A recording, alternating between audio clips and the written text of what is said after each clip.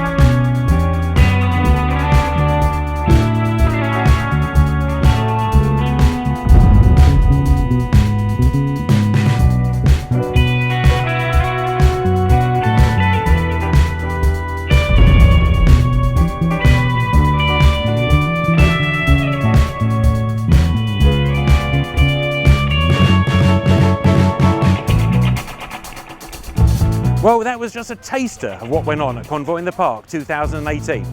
Look forward to seeing you next year.